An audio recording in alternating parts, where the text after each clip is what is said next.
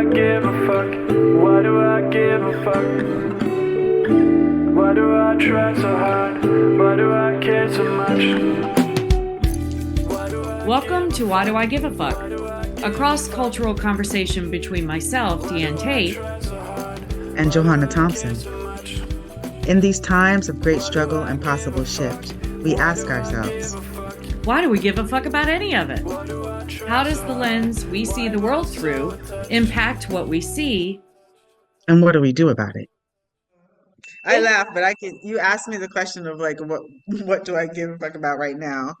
And my response was, it really feels like, I mean, it's been a chaotic time. It really has been very chaotic. But it feels like everything in the world is going mad. And then it's also like closing in on, like personal space in a real way for people.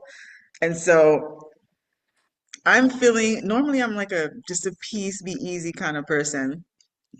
And I'm feeling a little bit more of the chaos. And I'm trying to figure out in which ways. So it's not like direct chaos to me, but like feeling like the rumblings of the chaos and people's responsiveness and reactions to it. I was having a really good conversation the other day about the bombings that are happening over in Palestine, and how there was an interview about the hospital that was just bombed, and they started out saying that it was not intentional bombing or not targeted, and then throughout the course of the interview they said that they thought that they saw some folks that were like Hamas, and so that is why that they did do the bombing. And that just goes to show, it makes me think of when I was in history class, when we were learning about Hitler and we were learning about all the atrocities of, throughout the ages, and you get to a place of like, what would you do in those moments? Like, who's the person that you would be in those moments? And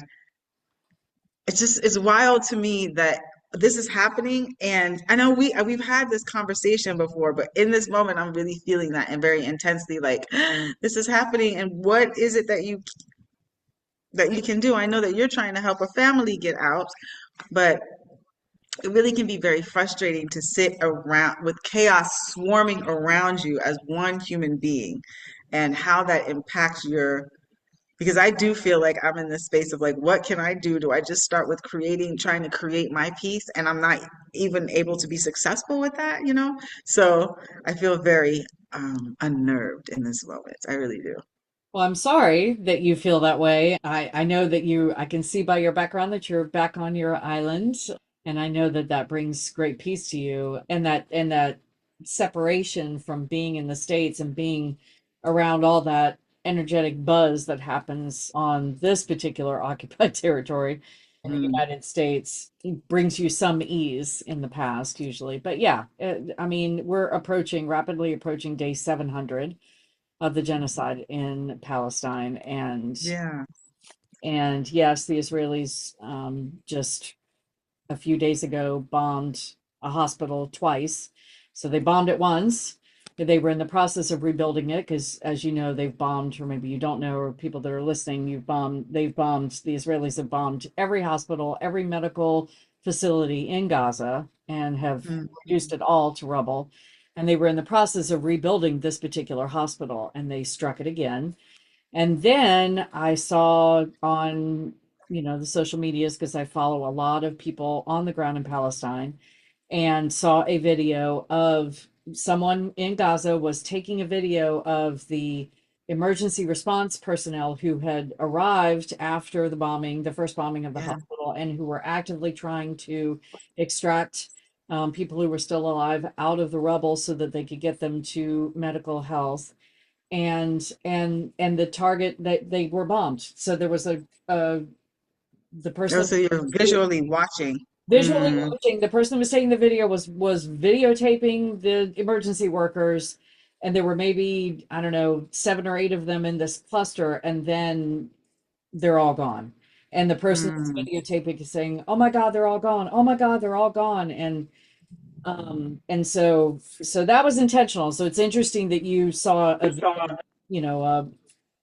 interview. was a conversation. Yeah. No, it was a conversation that I was hearing about the interview, Oh, hearing about this yeah. happening.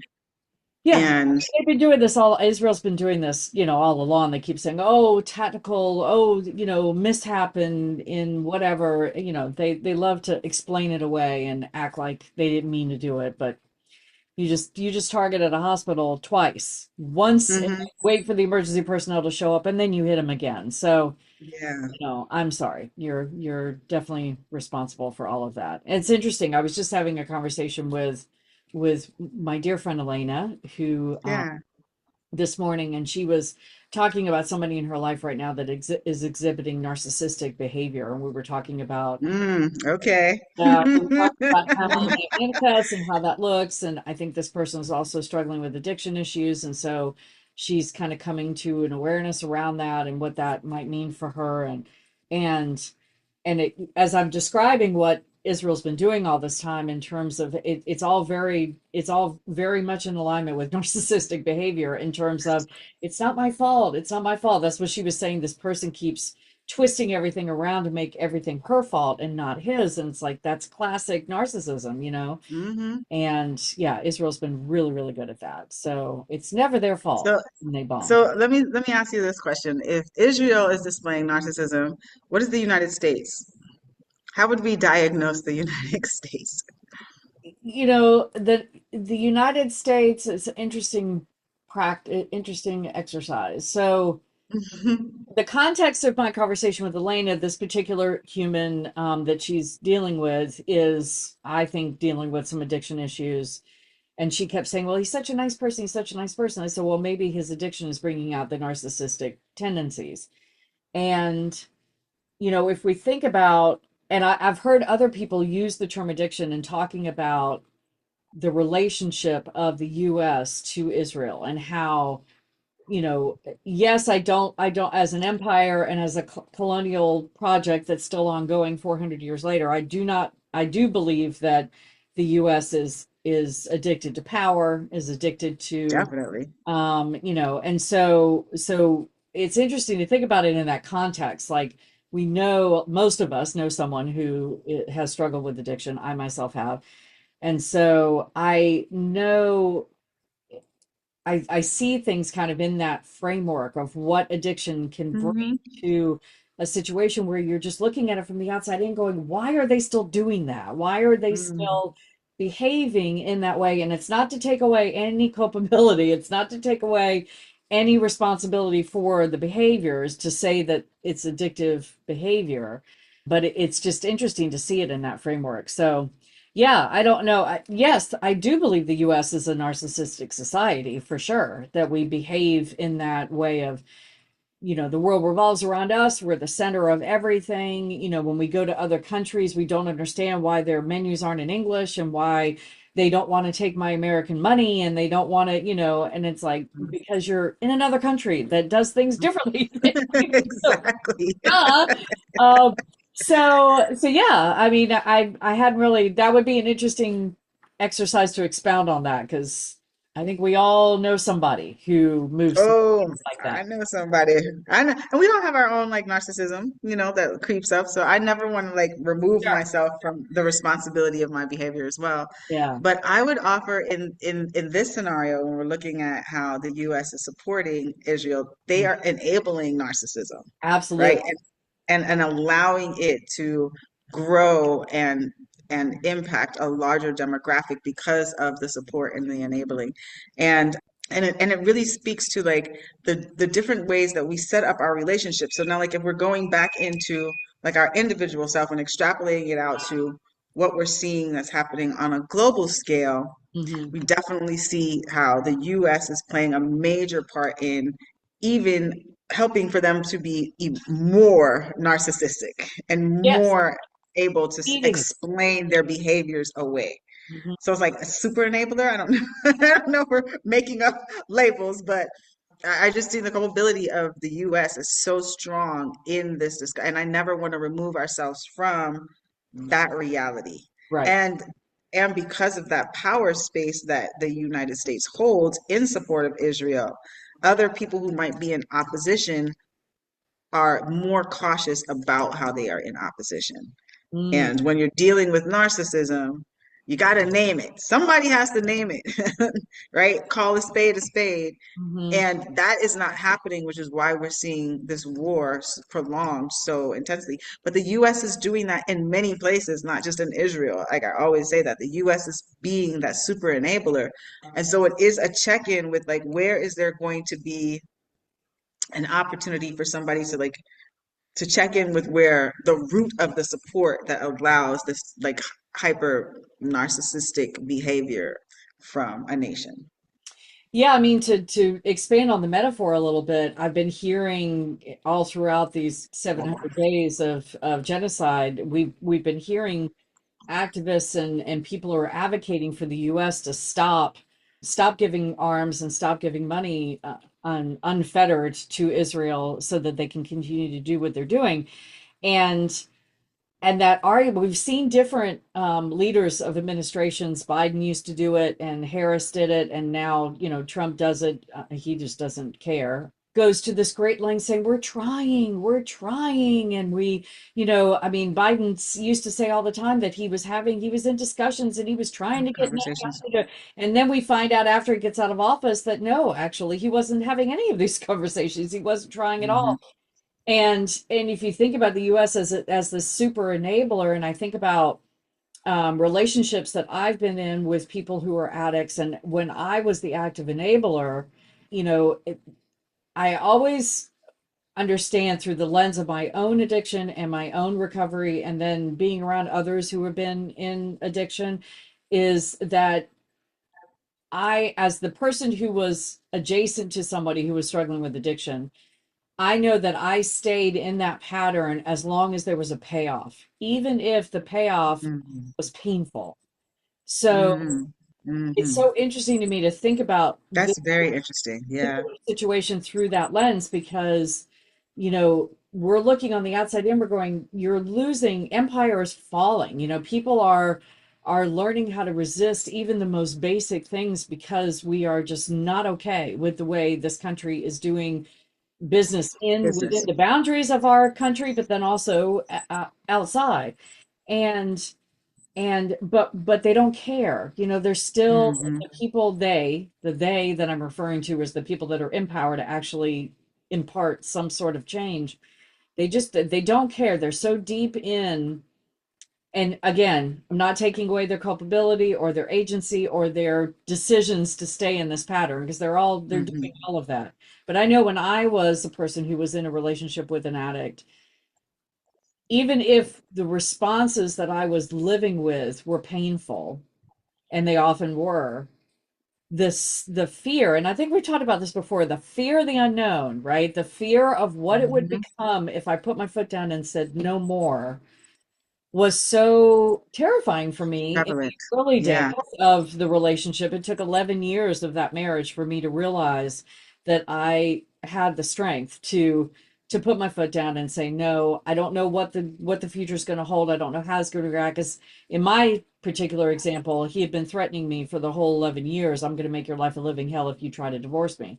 That wasn't the only threat Hmm. I got from him, but that was one of the bigger ones. And I remember getting to the turning point where I realized that the threat or the fear of what that would look like, that picture that he'd been painting for me for all those years, that Living it. right, the fear of that was not as the fear of that had lessened, and Mm. the striving or the compulsion to want something better and to want to get a lot of it had to do with having a daughter, having a child in that Yeah. environment and wanting to get her out of it. I still wasn't whole enough to care about my own safety. I was able to worry about her. So Hmm. yeah, it's so interesting when you think through these dynamics and you think through how it all intertwines and interweaves, and how when we're looking on the outside going, why are they still doing this? Don't they see how destructive this is to themselves and to others? We talked about this with white supremacy. Why do white Yes. people still uphold white supremacy when it's just as destructive to us? Not just as, can be as destructive to us as it can be to, Hmm. you know, it's the nature of this. And I think our society is sick enough that this addiction cycle, this narcissism, this power hungry, this fear of the unknown, this I'm going to stay with what's familiar no matter how hurtful it is. is the sickness of our society, and Hmm. that's why we keep doing And what. you named it, the white supremacy. And that's the thing, like we get into what we're used to. Yeah. And until there's some form of a catalyst that shifts, like really shifts us out of what we're used to, Mhm. we're going to continue on with it. So Yeah. all of that chatter that people had, and discussions about what would you do differently in this situation, you are living that you wouldn't do anything differently, that you would keep on existing in the way that you exist. And then you're also being able to see how interwoven the United States is with other regimes. I'm going to call it that at this point, Yeah. with other like nations and regimes, and especially with Israel. Like you see how like closely tied, because then you can, because the person was also saying like they're not saying anything on CNN and all that. And I'm like, well, they can, because that's probably owned by somebody of Jewish faith, is the reality of the situation. You know what I mean? And so it's just like, Just going to push say it back again. on you that we need to call it Zionist, not necessarily Jewish, because it's not Okay, not about of Judaism. It's about Zionist belief systems. yeah, I hear. yeah, Yep. yeah, And so because of those close interwoven relationships and not really being able to shift power in the way that people would hope that power would shift, so that there was less harm and violence that are going on in the yeah. world.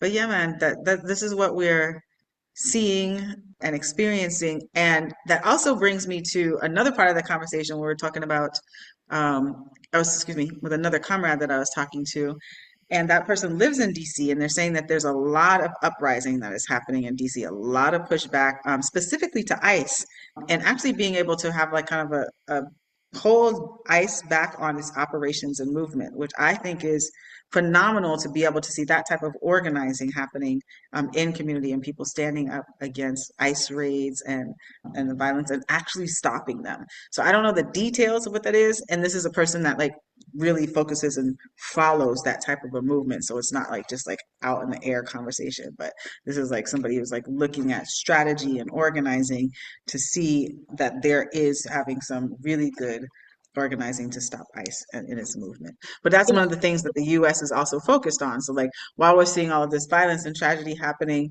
in the relationships that they're holding outside of the United States, inside of the United States, we're going through this like internal struggle with immigration, with social justice policies, with how our money is being spent and where our tax dollars are going. Yeah, I mean, the expansion of knowledge and understanding that USians seem to be in the midst of is maybe one of the, if there's a silver lining to what we're going through, and we've talked about this before, that, it I think I've told you that metaphor before, that I used to say my kid was like, Oprah used to talk about, you get a whisper, and then you get a tap on the shoulder, and then you get a 2x4 upside the head, and then you get a brick wall that falls on you. And that's kind of the progression of how people wake Mm. up to messages that maybe the universe is sending them, to that they need to change something. I always used to say my daughter was a 2x4 kid. She didn't get the whisper, she didn't get the tap on the shoulder, Dang. get it before the wall fell on her. But this country, this nation, the US, I believe, is a 2x4, and not our administration. I'm talking about the citizen, the people, the Hmm. constituency, the people that live here. We need to wake up, and it takes something drastic to wake us up. And so if there's a silver lining to all of the things that you just named, and more of what's happening right now, it's that it is waking people up. It's getting people to Hmm. realize that the things that we have thought were not knocking on our doorstep Are there? are. They are Yeah. indeed And happening. that's what I was talking about at the beginning of this conversation. Like Yeah, that, like yeah. there's it's coming closer, because you feel the vibration of the chaos and how everyone else around you is experiencing the chaos. So there's like more interpersonal violence that's happening in the homes, because I don't know what's going on with people at their job. I don't know, but like I'm hearing a lot more interpersonal violence happening, and feeling a lot more of the chaotic like movement of uncertainty that people are existing under. And when there's so much uncertainty, and this type of chaos does have outcomes that are not obviously the healthiest for us to be existing in. Well, you think about what's happening in DC with the occupation of the National Guard there, and Yeah. it's interesting. Yesterday, I think, or maybe the day before, I read that the Federal Department of Transportation is reclaiming control over Union Station, which is the main Mm-hmm. train station Train in station. DC. And I think we talked about before tanks being positioned, and it's all connected. I think the reason that Yeah. Trump wanted to do that big beautiful birthday parade thing that he was couching under a celebration of 250 years of this country was because he wanted to get the tanks in DC. Remember, we were talking about how they were going Already to start getting the in. streets and Mm-hmm. everything, and why is he being so ridiculous to create this military parade? It's because he wanted the military in the city, and he, and it was a good excuse to get the tanks there and leave them there. And so, but it's interesting to me that the Federal Department of Transportation has decided they're going to reclaim Pushback. because they're saying that the train station is going into disrepair. I don't know exactly what that means, but I think that was interesting because that's Trump's, those are his cronies in his government Mm-hmm. that are saying, no, I think we'll take it back from the National Guard. I don't think we'll let you continue to have it. But of course, he's talking about Chicago. He's talking about putting the National Yeah, Guard it's in trying to move it. Chicago. I did see, I don't know if you heard that a federal judge has said that Alligator Alcatraz has to close within 60 days, I think, and they're not allowed to bring any new detainees as of the Mm. date of that ruling. So I'm curious to see whether or not that actually, because that's not the You said it was a federal judge, or is a judge federal in judge. Florida? It was a A federal judge. federal judge. I Okay, believe so Supreme Court? not SCOTUS, but a federal judge. So, it's interesting. It's not the first concentration camp that we've ever had in this country, but it is the Yeah, most of course not. recent and the most obvious. So that's an interesting development. But as you were talking, I was thinking that COVID. I wonder how much COVID, and this might be rhetorical, but I wonder how much COVID had to do with the starting of this waking up for the people that live in the US, not the government, but the people, because so many folks felt abandoned during COVID, certainly Mm, by the federal agencies that were supposed to be in place to protect us from something this horrific. And I truly believe, and you can't prove me wrong, and you're never going to dissuade me that Trump's abysmal response to COVID led to at least 100,000, if not more, deaths of the people that we lost because he just didn't want to actually deal with it. So I feel like if we look at the trajectory of everything that's happened in this country in the past 5 to 8 years, that it really seems to have laid the foundation for people to start to really yeah. wake up and realize, oh, and again, I'm not talking to anybody that already knew how messed up this country was. It's only to those of us that usually that look like That me. is like, whoa, wait. So just speaking into that, this brings up my love space, Miss Thelma Crawford, who is my 92-year-old best friend, and had lived through a number of experiences where there was major diseases that have like wiped out folks. Like because she had been around for a long time. And she was saying that in her experience, this always happens and life does continue on, but it does continue on differently. Oh, okay. So a very interesting like perspective and experience through like the history of the history of the United States in particular on like where shifts come in. And so it makes sense because what we do know about COVID is that the actual COVID strand had been existing for years, years, years before it got to a space where it was really causing a lot of problems physically to human bodies. And so also we know that we had to shift the way that we thought about how we were communicating technologically, how we were doing work business, how are we were doing education, all of these things that are like foundational to the way USCians exist was shifted. Mm-hmm. And we're coming out of that, and we come out of that with war. And we know that in capitalism, when you have a war after you've had economic down thrust, you have a war, then you just make money because Yeah. war is expensive. And so if you're looking at how capitalism plays into something like COVID, you see who is getting the kickbacks from the government after COVID happens, as far as, having a whole bunch of vaccines and corporations that have to, cleaning products, bleach, and all of that, those type of corporations. And you see those corporations also having tax breaks because more tax breaks are going to corporations that exist rather than humans in within our capitalistic economic system. Yeah. And so all of that, what you're saying, is a part of what has been the strategy when there is going to be a major shift in the way that capitalism is existing. And capitalism is not able to have the same strength that it had before because the supply and demand is becoming so unequal. And you do need a hierarchy, and that hierarchy is eroded. The whole middle part of the capitalistic hierarchy is completely eroded. And Right. so that it doesn't have the same foundational ability to exist as it did before. Yeah. When you take out the center, the top Yeah. falls, there's no more support. And when the top collapses onto a whole bunch of angry mobs, that just changes things. It changes things around. You can't, Yeah. yeah. And when you say empire is falling, excuse me, that is what we're talking about. Yeah. Yeah. Yeah. The capitalistic. Yeah. And I mean, I don't mean to suggest, I wonder if we're still, I mean, fascism is already here. We're already seeing it manifest. Hmm. It's been here, in smaller forms and in ways that were easy to deflect from in the past. I think it's becoming more and more apparent to people who had otherwise not really seen it for what it was in the past.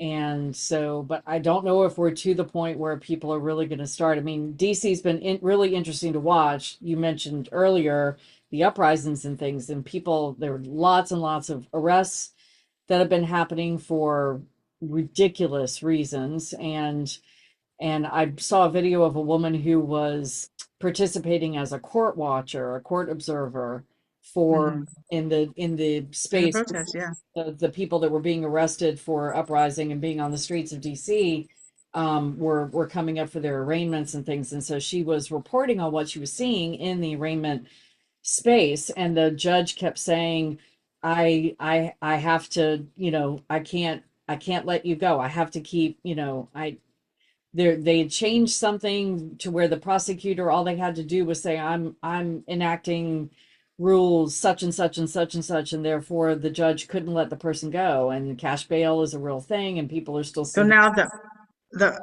the observer was being arrested too, is what I'm hearing. No, she was not. She was just in the courtroom watching, and then you know, Okay. reflecting on what she was seeing and how the judge was feeling like their hands were tied, that they were expressing that they felt like this was BS, but there there were certain rules in place that were preventing them from letting people go and not being released on their own recognizance. And so there are a lot of people sitting in jail that either have to come up with the cash bail to get themselves out, or they're creating lots of hurdles for people to have to jump through, even more so than our really messed up criminal punishment system, as we have had it all along. So yeah, I don't know how people. I was communicating with Dr. Muhammad, who is the gentleman that I'm collecting money for through a campaign, through a Chuffed campaign, to try to get he and his family out of Gaza. And he was reaching out to me, and he says they're having to move again tomorrow. He's in Hmm. the city, and they're displacing them again. So he and his wife and his 5 children and his 2 sisters, they have to pack up and move to the south tomorrow. He said where they are is the bombing has become so intense that Hmm. they can't They sustain can't. it any longer. Yeah, of course. And And where are they planning to go once there is enough to be able to help them evacuate? they're going to the south. I don't know, just for security. I don't know. Not that anybody is listening to No, this, out. really, I though. know that they're no, no. I know that they're going to the south of Gaza, but when they can actually leave that area, right? Because we're talking about displacement of people from their freedom of movement to exist in the land that they originate from. So Right. like where are the types of places that they want to go? Do they want to go across the waters to the continent of Africa? Do they want to come to the US because believing that there's going to be some support? They want to Um, go wherever they can go. Dr. Muhammad is not particular. It's, you know, and he's got a whole group of people that are working on trying to find a country that will allow them in. receive them. And Hmm. that's one of the biggest problems. But he did say to me today, interestingly enough, he was talking about how much he appreciated, you know, what I was doing, which isn't much. I'm just, you know, holding his money for him and distributing it when I can. And but he said that he wished that the Arab states, what was it, that the Arab leaders would do as much as I was doing. Mm, So I believe I understand that to mean that there are quite a few Arab controlled states that are around Palestine that are not yeah, wanting to it give. would be the United Arab, right? Emirates? Would it be No, the all United of Arab those? Emirates are definitely, UAE is definitely not supporting Palestinians to get out. They're actually supporting the genocide. So, Hmm. and they're certainly supporting the genocide in Congo, I believe. So, I think Jordan was a place that they were looking to, but right now they're people are reaching out to their countries, administrations all over France, Italy, anywhere that they can that they have a contact, trying to see. And we know that Trump has already said that, you know, they've already frozen any visas, visa Hmm. applications for certainly any injured children in Palestine trying to get to the U.S. for medical treatment. Our country, this administration has already said no to all of that. So, um, so yeah, they just want to go anywhere that will accept Hmm. them. I mean, in reality, they don't want to leave the land that they love, their Of home, course. but they don't see a way between the famine, the forced starvation, and the bombings. They're like, I can't, you know, and they're terrified to go to the aid sites to try to get food because people are getting shot still. That's a real live Squid Game, and you know, it just and he's I think I said before that he has already spent some time in Israeli detention in the past. I think it was a couple Mhm. of years ago, but he's already experienced that and doesn't want, you know, so there's always the risk of that, no matter Yeah, the trauma of they that are, happening if he's again. walking through the streets, he runs the risk of getting scooped up and disappearing from his family. And so just the trying to imagine what that's like. You know, your home is gone, Existing in terror. everything Hmm. around you is gone, the bombs are dropping everywhere, you just want to go out. And he's a doctor, he's a nutritionist, so he has been actively trying to get formula to the starving babies, and he's been doing all of these things trying to get food for his own family. But every time he ventures out of his tent, It's, yeah, he runs it's the a risk risk of death. of never seeing his family again, and then leaving them to whatever, you know, whatever circumstances that they may have that he feels like he's able to protect them from. It just, you know, Hmm. it's a, So there are the no words. chaos that I'm experiencing is much less than the chaos that other people are Of experiencing. course. But Yeah. we are all connected in a Yeah. space Yeah. where that's the vibration that we're feeling. That is the thing that's happening. And I am really looking forward to being in a shift towards something that's like a lot more peaceful and useful. We can only hope. Yes, we got it.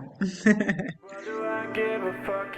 Why do Thanks for I joining give a us. fuck? Until next time, Why as you do I move try so throughout your day, hard? Why am I continue to so ask yourself, attached? Why do I give a fuck? Why Do I Give a Fuck is produced in collaboration with Johanna and Diane. Music by Norwegian musician Water. See you next time.